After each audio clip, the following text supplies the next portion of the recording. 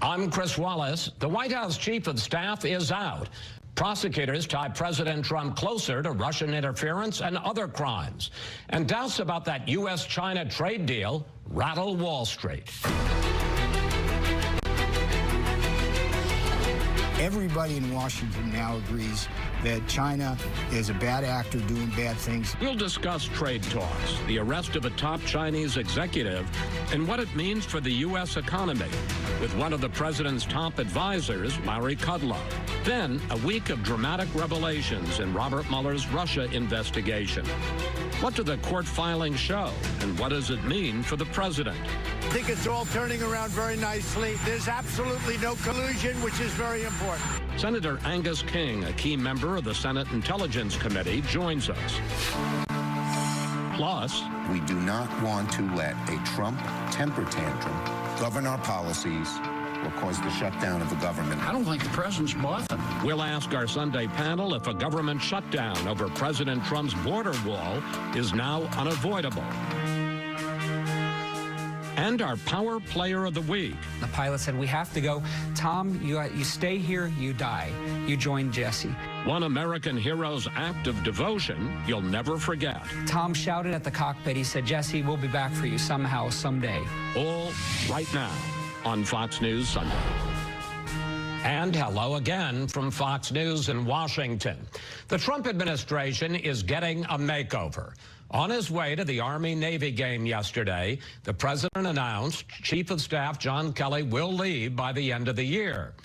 Meanwhile, uncertainty over the U.S.-China trade deal is casting a shadow over an economy that has been a bright spot for the administration. Joining us now, President Trump's top White House economic advisor, Larry Kudlow. Larry, welcome back to Fox News Sunday. Thank you, Chris. Appreciate it. In July, just a couple of months ago, President Trump said that White House Chief of Staff John Kelly would remain on the job through 2020. Now he says that Kelly is out as one of the top few White House staffers. What happened? Well, look, it's been a long 2 years for the chief, General Kelly. He ran Homeland Security and has been running the White House staff. I think, by the way, he's been a very good chief, very orderly processes in the White House. As you know, it's not an easy thing to do. General Kelly is a remarkable patriot. He has given such phenomenal service to this country. Perhaps it is time for a rest. President Trump, at our senior staff Christmas dinner Friday night, had some wonderful complimentary things to say about the chief. I heartily concur. So I suppose it's time to move on. Well, let me ask you two more quick questions. One, did Kelly resign or was he forced out? I don't know, to be perfectly honest. I think it was very amicable, all right? That's what I understand. Again, the president's saying good things about the chief. I've been in so many meetings. I mean, just so many meetings in my tenure, a little less than a year now. I think a lot of the gossip is just wrong. I think they did get along. Everybody's going to have disagreements. That's the way life works. But was he fired? I don't think he was fired. I wasn't privy to that final conversation. But the president's had great things to say about him. What do you think of Nick Ayers? I think quite a lot of Nick Ayers, actually. I've known him for a while. President, I guess, will let us know tomorrow or sometime early in the week who the next chief is going to be. In terms of Nick Ayers, Mike Pence's chief of staff, I think the world of him. All right, let's turn to your day job. The stock market's had a terrible week since President Trump and President Xi had dinner in Argentina night. The Dow lost 1,100 points, or 4.5%. The S&P 500 is now in the red for 2018. Question, how much of this is because of confusion over just what the U.S. and China have agreed to? Well, I don't know. I mean, I'll grant you that, trade issues, China trade issues haven't been all buttoned down yet. But look, Chris, the first couple of days after that dinner, I was down there at G20 Argentina. The markets did very well. both in China and the U.S., as a matter of fact. Since then, there have been some issues. The Huawei issue, that's a technology company that was violating Iranian sanctions, and Canada has taken them in, and they'll probably be extradited to the U.S. There have been some different statements here and there. Look, I can just tell you right now, we are on track. China has finally, I mean, Wednesday and Thursday, China's Commerce Department issued some very positive, promising statements. Sometimes I think these things get lost, maybe the beautiful funeral of former President Bush, but they said, look, they agree with the timetable, they agree with the deadlines, they expect to be moving immediately to take actions on key commodities, for example, by lowering tariffs and opening up export sales for us, things like energy, agriculture, industry. Something like 35 Chinese agencies and the Supreme Court are now working on new legislation to deal with the IP theft issues and other technology issues. Larry, the reason... So when you piece it together, Chris, there's a lot of good things out there, and I think sometimes it gets lost in the shuffle. Well, here's part of the reason it's got lost and why it took till Wednesday or Thursday to people find out about it, because there are big differences between how the president and the White House is describing what was agreed to and what the Chinese are saying was agreed to. And let me put a couple of them up. The U.S. says China agreed to, quote, very substantial purchases of agricultural and other products. The Chinese say nothing specific about how big those purchases will be. President Trump says the Chinese will remove their 40% tariff on U.S. auto imports. The Chinese are ducking that one. And then there's the difference between what you and White House Trade Advisor Peter Navarro had to say on Friday about that 90-day deadline for a suspension of tariff increases. Take a look. The president has indicated if there's good, solid movement and some good action, he might be willing to extend the 90 days. We'll have to see on that. If they're not resolved in 90 days, is this administration willing to walk away? It's not a question of walking away. It's a question of moving forward on the strategy. That contradiction between you and Peter Navarro led to a 500-point drop in the Dow on Friday. Forget the Chinese. The White House can't seem to get its own story straight. Well, with all respect, I don't think there's much daylight between Peter and I. We are focused right now on this first 90-day increment. Regarding what may happen in the future and presidential considerations, that'll be up to POTUS, of course, working with President Xi. I really think that's an exaggerated point. But, Chris, look, I understand people are looking for these issues. Let me just read very quickly. Here was the Chinese Commerce Department announcement. I think it was Wednesday or Thursday. China will immediately implement specific issues that have been agreed upon by agriculture products, energy, and automobiles. Automobile tariffs announcement is going to come from the State Council Tariff Commission. As I said earlier, it was also announced that a number of Chinese government agencies and the Supreme Court are looking at new laws to prevent intellectual property theft. These are very strong indications. President Trump himself, I mean, I remember he called me early Thursday morning to say, did you see that announcement? Did you see that announcement? And I did. And I think it's very positive. We're making more progress now on more specific issues than... Now, let me just add quickly, trust but verify. That's very important. Ambassador Lighthizer will be looking very carefully in the course of his negotiations. He will evaluate. He will make sure there are enforcement mechanisms and timetable mechanisms. Right. That is terrible.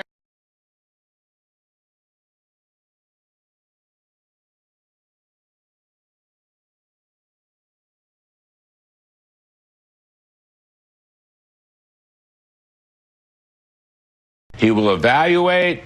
He will make sure there are enforcement mechanisms and timetable mechanisms. Right. That is terribly important. Nothing in this game is done until it is absolutely verified to our satisfaction. So that's a caveat. Okay, I don't want to lose that. However, but having said that, the Chinese own statements are really very positive. Okay. Well, except that, for instance, the president tweeted 40% tariff on auto imports is lifted. The Chinese have not committed to that. And there was a big bump in the road on Saturday night. President Xi and President Trump are sitting there having dinner together. You're at the table with them. And suddenly there's the arrest last Saturday of Meng Wanzhou, the chief financial officer of telecom giant Huawei, as you say, for allegedly violating U.S. sanctions on trade with China. Couple of quick questions. One, did President Trump know about that arrest when he sat down to dinner with President Xi? And if not, what was his reaction afterwards? He did not know. He did not know, and he had no reaction afterward. Well, the reports have been that he was livid, and frankly, just as an outsider, if one of the top businessmen in the other person's country was being arrested while I'm making nice at dinner, I'd be livid. He didn't know, okay? I'll just state that unequivocally. He learned way later, by the way, way later. Look, regarding the Huawei prosecution, let me just say that's a law enforcement action. That's primarily Department of Justice. It is a very important issue because the evidence suggests, at least so far, the alleging suggests that Huawei did break the Iranian sanction through different financial channels. We will see how that plays out. That's a enforcement channel. Can I just ask you a question about how we're talking about it? I just want to ask you one question about how it plays out, if I may, Larry. Republican Senator Marco Rubio said this week after the arrest that Huawei, a telecom giant, is a bad actor. Here is Rubio.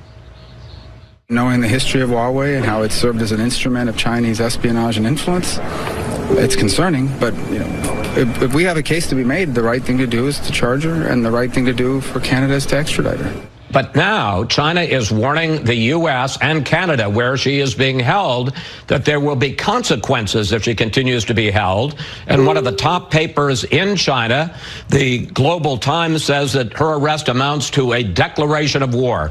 Can you guarantee me that as part of this negotiation, the president, the administration will not let her go? Chris, I can't guarantee anything. As I say, this is a DOJ, NSC law enforcement issue. I don't know how it's going to turn out. I'm not an attorney. It's outside my lane. So we will see. Look, the U.S. has laws about these things. The U.S. has a number of laws on the books now that protect a number of points. I mean, not only violations of sanctions, be it Iran or other countries, we have laws about anything that was stolen. We're discussing laws. People can't do business in the U.S. or sell us goods, services, intellectual property that we think was stolen. So that's just being tough and protecting the family jewels, in my judgment, and that's protecting the integrity of U.S. national security policy. Very, very important. How this affects trade, Chris, I can't sit here and be absolutely definitive. All I'll say is it seems to me there's a trade lane that we are discussing where you and I both agree the early returns from China are very positive, and it looks like we will get new actions. And there's a law enforcement lane. They're different.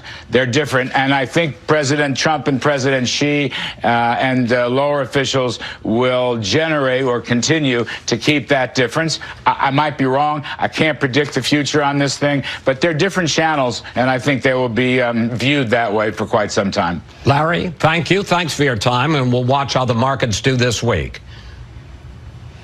Thank you, Chris. Appreciate it. Up next, we'll bring in our Sunday group to discuss the departure of White House Chief of Staff John Kelly and other shakeups in the administration.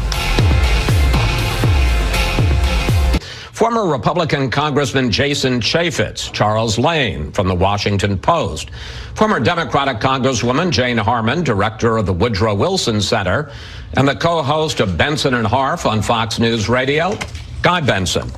Well, Congressman Chaffetz, President Trump announced yesterday that John Kelly is out. His likely replacement that I discussed with Larry Kudlow, this fellow, Nick Ayers, very sharp political operative, now the White House, or the Vice President's Chief of Staff. Question, what happened to Kelly? And if, in fact, Ayers is taking over from Kelly, What does that tell us about where the Trump presidency is headed over the next 2 years? Well, this country owes a lot to the Kelly family, the sacrifice that he has made, but also his son and the loss of his son. But he served 2 years with the Trump administration, Homeland Security, and the chief of staff. By all accounts, it's a tumultuous time in the White House. But we have a lot to thank there. I think Nick Ayers has proven himself with the vice president.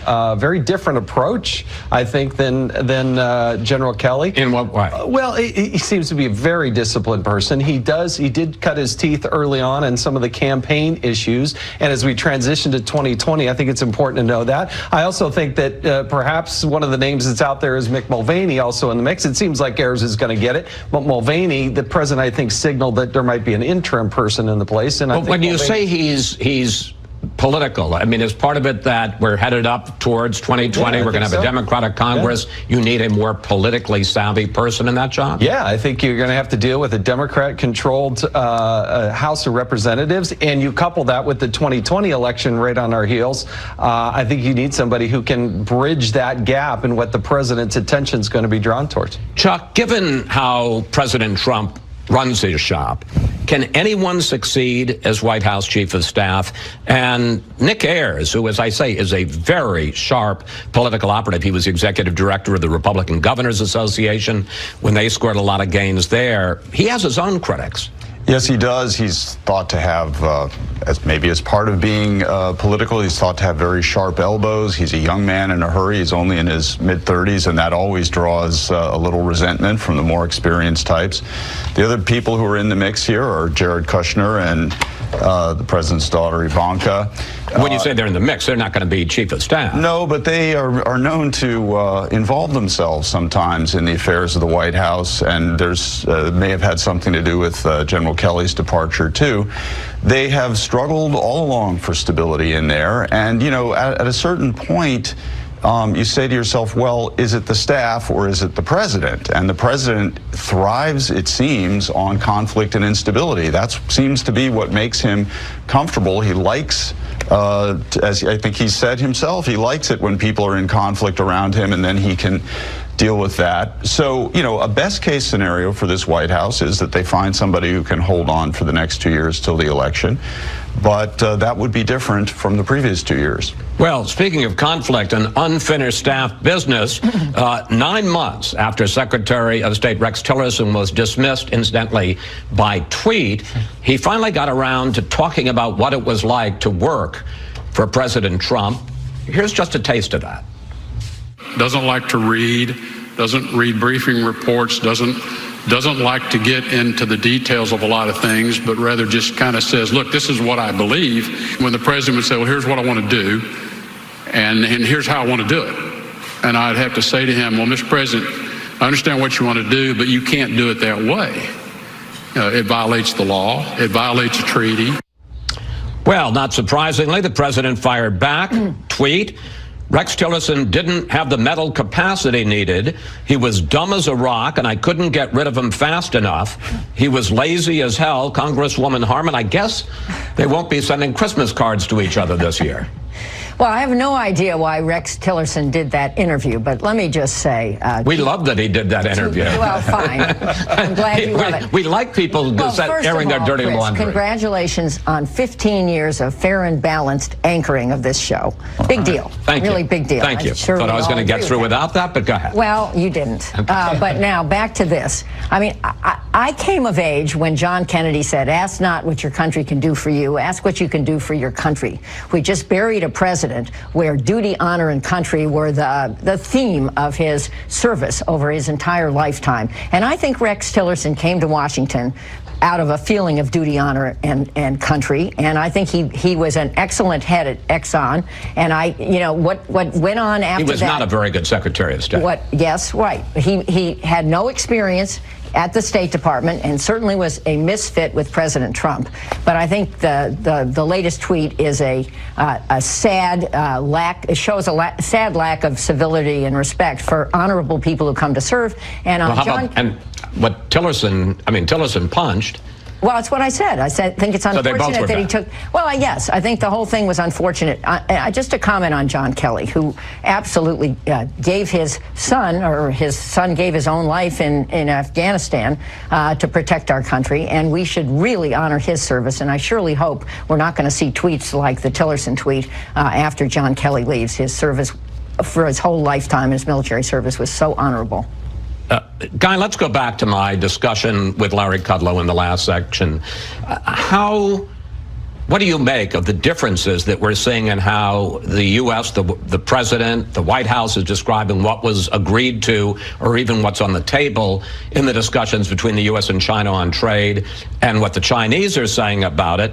Are the markets right to be concerned about those differences, and how big a monkey wrench did the arrest of this really top, I don't think you can overstate how important this Chinese businesswoman is, what kind of a monkey wrench that threw into all of this? Well, I think first on the arrest, it's one of the rare instances here in D.C. where there was virtual unanimity about that company and that they're bad actors, and something like this was due and important, given their sanctions violations, their espionage, their IP theft. I think there was bipartisan applause. Maybe the timing was unfortunate, given the broader context of the back and forth in these negotiations. But to your first question, I'm a big fan of Larry Kudlow, always have been, but I was not terribly convinced by his responses to your questions, where you put up the full screen graphics. Here's what we're saying, here's what the Chinese are saying, where do we go from here? And I think there was sort of a lot of let's wait and see, and the markets are waiting and seeing, and that's why we're seeing, I think, and witnessing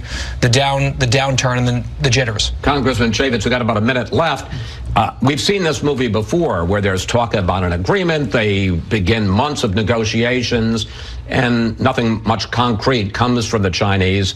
How worried are you? How worried should the markets be that we're going to see this again? I think the president's actually moving us in the right direction. Nobody's challenged and taken on China, and we've all known that they have been abusive in their intellectual property theft. They've been taking advantage of the U.S. markets. The fact that the president is putting America first is exactly what he campaigned on. No doubt it's going to be tumultuous getting there, but the president is pushing us in the right direction. But are you confident that the Chinese are going to, what the president says is keep their word and really change the way they act? Yeah, I really do. I think the Huawei situation is going to be a distraction. I understand the timing is bad, but I can tell you, having sat through a lot of meetings over the 8.5 years I served, Huawei was always in a lot of those discussions. 15 seconds. Right goal, but wrong way to manage it. And I think people are skittish seeing the photo op on North Korea and seeing the photo op with Russia, that we're going to get yet another photo op and no serious progress. All right, panel, we have to take a break here. We'll see you all a little later.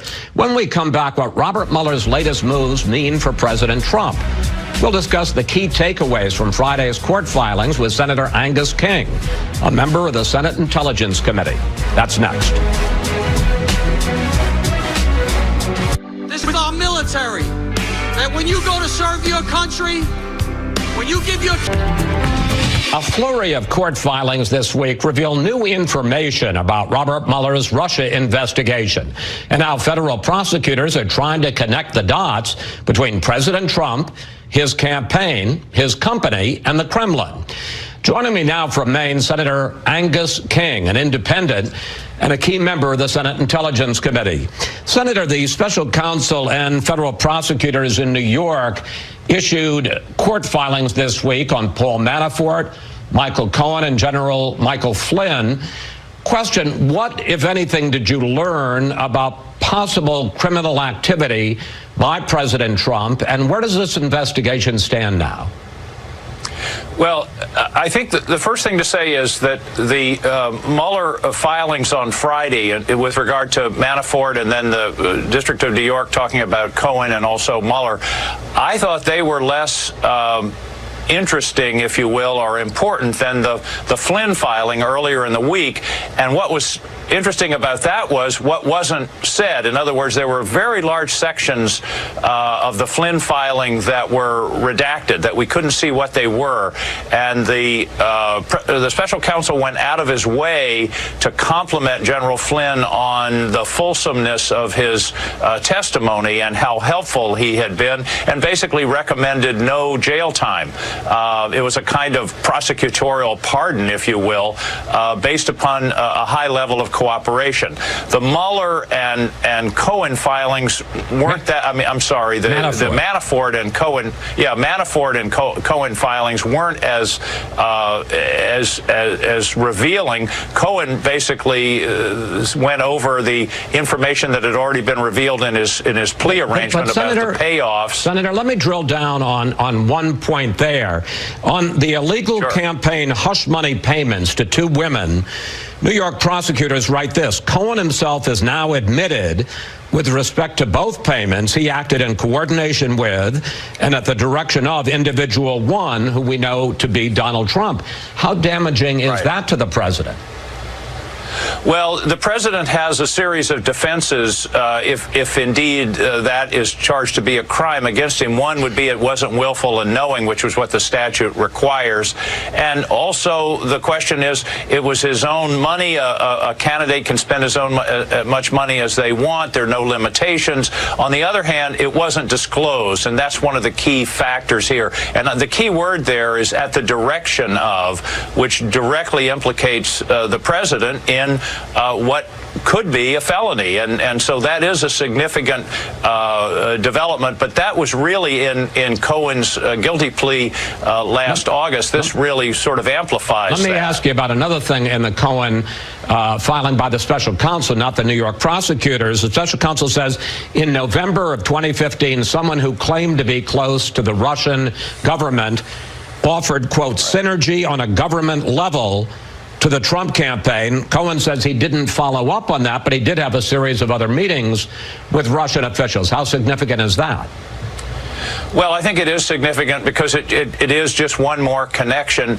It appears that discussion is about the Trump Tower Moscow project, which we now know was underway and being discussed, not underway in the terms of being built, but certainly they were working on trying to develop such a project from the fall of 2015 into the middle of 2016, which is contrary to earlier reports that there were no relationships with the Russians, nothing going on.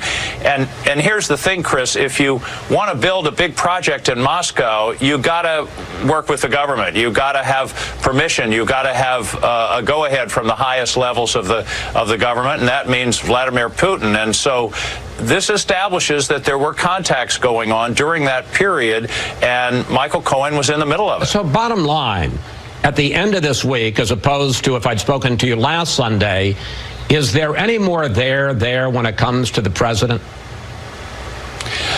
I don't think it changes that, although, well, let me modify that answer. I think, yes, going back to my original comment, I think the Michael Flynn filing was very significant. He met with the special counsel dozens and dozens of times and gave a great deal of information, a lot of which is redacted, which is suggestive that there's information we don't know.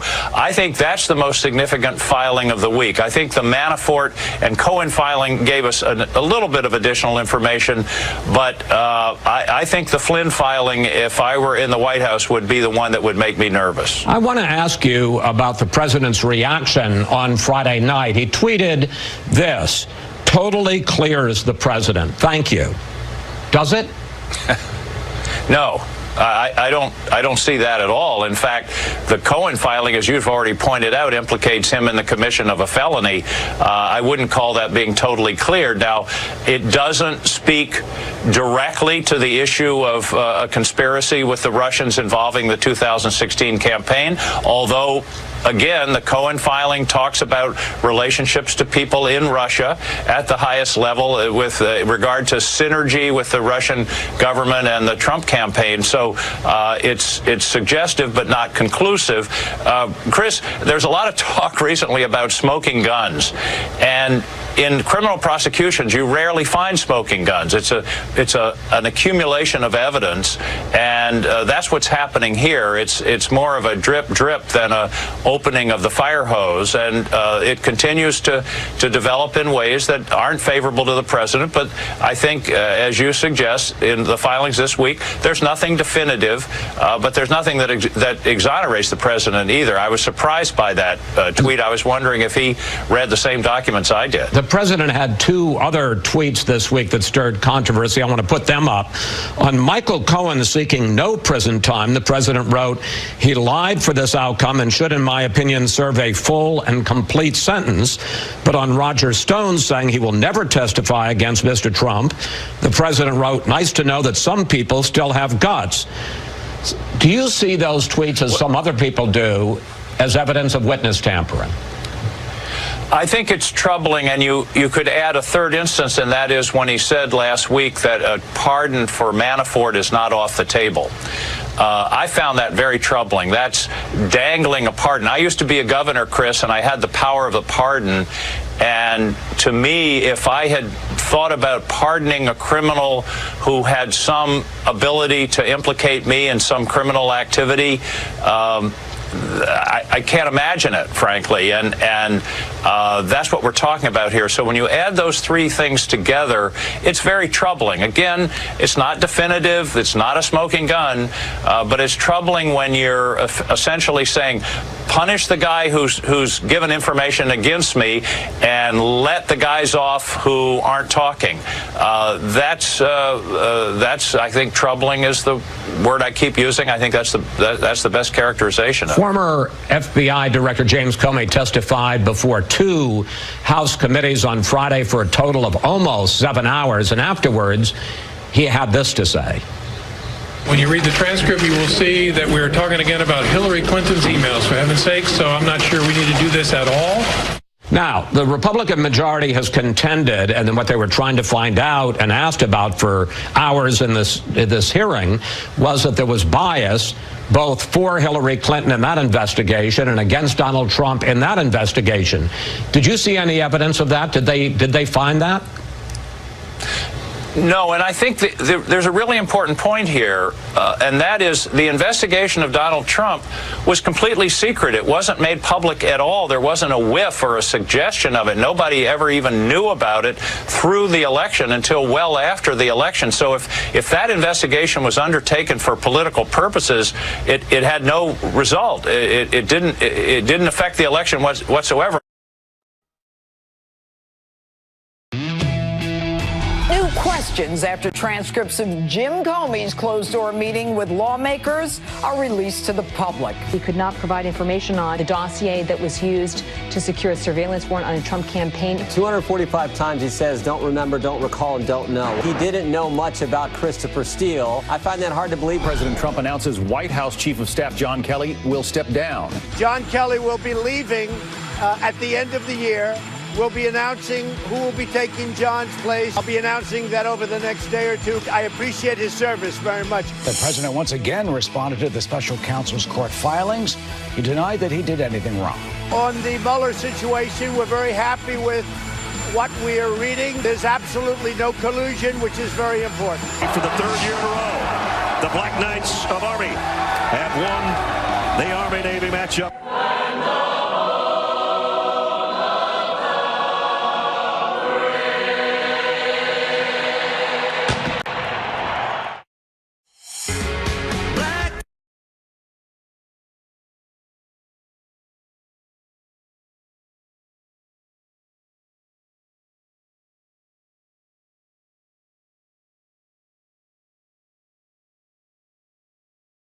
That went well for Navy yesterday, and it was the coin flip. That's it. They won the coin flip, and after that, it was all downhill. Morgan Ortega's talked a lot of trash yesterday. She really did. We should get a phone. Listen, we should. We'll have her on the program. 3 years in a row, though. I mean, we lost 14 years in a row. Now we got a hat trick for Army. And, you know, 22nd ranked team in the country. And you attribute it to President Trump being there. Of course. He was there when he was president-elect. Yeah. He watched it from the White House. He attributes a lot of things, a lot of successes to President Trump. You might say I was also there. He's like their mascot, I guess, according to Pete. Oh. Well, he might be. America, I mean, isn't our president America's mascot anyway? That is true. The Navy has Bill the Goat, right? So, you know, we got the Black Knights. And also President Trump, apparently. Well, welcome back, Nicole. Thank you, guys. Yeah, great to be here again. And the president, as you noted, was at the Army-Navy game when he's dealing with all kinds of personnel shifts at the White House, but also new stuff. It's a little things bit going on. Maybe a new chief of staff, some other things, new attorney general. We'll get to that in a minute. But James Comey back in the news, front and center, something the president, no doubt, will be happy to hear about, because the transcript of Comey's closed-door testimony came out yesterday. And what I find most fascinating is the man who remembered enough bad stuff about President Trump to write a best-selling book and enrich himself suddenly can't remember all kinds of things when it comes to Hillary Clinton's emails, the dossier, and all kinds of things on the other side of the ledger he just can't remember. I don't know what you're talking about, Ed. Right. I think he said it was 156 times that he was quoted, I don't know, 72 times, I don't remember, 8 times, I don't recall. I guess I don't know the difference between I don't recall and I don't remember. Just trying to mix it up. But I guess you got to do that when it's only 200 and something pages and you have 200 and something lines of him saying, well, they made this deal, right? It won't be in public. It'll be behind closed doors, so we'll release the transcript. I think it doesn't matter you're in public or in private. If you're in a place where you feel like you might perjure yourself or you might contradict testimony, the only thing you can say is, I don't know, or I don't remember. I think it was a smart move, but you don't want to say, I don't know, because they can disprove that at some point. The I don't remember and I don't recall, no one can disprove that you don't remember something. But to Ed's point, great point, but to Ed's point, he wrote a book. He wrote memos. He remembered all kinds of things. Part of massive FISA applications. Suddenly, I don't remember. And I don't recall. Look at this exchange with John Ratcliffe, who's a Republican on the Judiciary Committee. James Comey admits the unverified nature of the dossier. Ratcliffe asked, do you recall that on numerous occasions subsequent to October of 2016, you, in your capacity as FBI director, referred to the Steele dossier as salacious and unverified? May I reply? Please. As Comey? Yes, I don't know what I was referring to all of it. Maybe I was, but I had in mind some particular portions of it that were salacious and unverified. So when I called it salacious and unverified, I just meant a few portions. But he said the rest maybe of it was thoroughly vetted. But maybe it was all of it. But I was really referring to some of it. So is he alluding to it actually could have gone to all of it? Yes, and also Trey Gowdy pressed him on the point that, look, you think everything that President Trump did, whether it's firing you or other things, that it amounts to obstruction of justice, and you write your little memos about it. Then Barack Obama did that interview back in the 2016 campaign with Fox's Chris Wallace and said, let Hillary Clinton go. She didn't have criminal intent. What do you think of that? And Comey said, I didn't see that through the lens of obstruction of justice. Gowdy said, well, did you make a memo about Barack Obama? And he said, what do you mean, a memo about this Fox News interview? No. Well, okay. So did you tell your staff not to be influenced by it? Right. He said, no, I didn't. So President Trump does something he finds icky. There's a memo. There's a federal case. Barack Obama does something he finds questionable. He frankly doesn't do anything. So Comey said this as well. What I understand by verified is that we try to replicate the source info so that it becomes an FBI investigation and our conclusions rather than a reliable source's conclusions. That had not been done by May of 2017. Mm-hmm. So by May of 2017, James Comey admits nothing verified about the salacious dossier he's talking about, yet it is what our government used to justify surveillance of a presidential candidate, or at least 4 members of the campaign. How did that happen? How did this salacious, unverified document become the basis of how they got this warrant? And also, don't forget the 3 extensions of the warrant, if it was still uncorroborated and unverified at the time. I mean, I don't know, that is what I think, for me, is the biggest concern. And Comey repeated what he told. Extend. Exactly. Yes. He also repeated in this testimony what he told our own Brett Baer on his book tour, that he really didn't hear about Christopher Steele, the ex-British spy who put the dossier, the unverified dossier, together. He didn't really hear about him. You were the FBI director. How did you, either you're not telling the truth or it's incredible that you're in charge, quote unquote, and you didn't even know this guy was writing the dossier. Absolutely. And you went to Trump Tower to brief the president-elect about it without knowing what the source was. More important than all of that is you went to the FISA judge. He and other officials at the FBI and the DOJ signed their names to get the FISA warrant, to go to the FISA judge, use the dossier. And Jim Jordan says, this is all quite ridiculous. Watch. 245 times he says, don't remember, don't recall, and don't know. What was most, I guess, the biggest takeaway for me was the don't know part. Specifically, he didn't know much about Christopher Steele, the guy who they used his work product, the dossier, to go get the warrant to spy on the Trump campaign. By that, here's the key player, the guy who put together the dossier that was the basis for getting the warrant. and you didn't know anything about him? I find that hard to believe, but those were his answers yesterday. He also didn't know much about Bruce Orr. Well, the DOJ interesting lawyer. thing was he said the dossier came from a reliable source, but then he was saying that he doesn't know much about Steele. So which is it? Is Steele a reliable source, or does he not know much about him? And that's where I got a little confused in this. And unfortunately, I think that's where Americans we're all confused. We all are. Again, we get all these 200-page memos and documents, but we still don't really understand something. And so maybe some people didn't tell the truth under oath. Wait a second. I think a standard is being set with the Bob Mueller investigation. You lie, you're prosecuted, right? We should hold the same standard. There's going to be some follow-up with Comey. He'll be coming back behind closed doors with the Republicans. I bet this is obviously not the last. Now, Ed, is there other stuff going on? A lot of other White House shakeup going on right now. On the way to the Army-Navy game, apparently had set a deal with John Kelly that Kelly would be able to announce himself on Monday that he's leaving. Instead, the president, maybe trying to change some of the headlines that are out there, goes out and tells reporters on his way to the Army-Navy game, Kelly's out. John Kelly will be leaving, but I don't know if I can say retiring, but he's a great guy.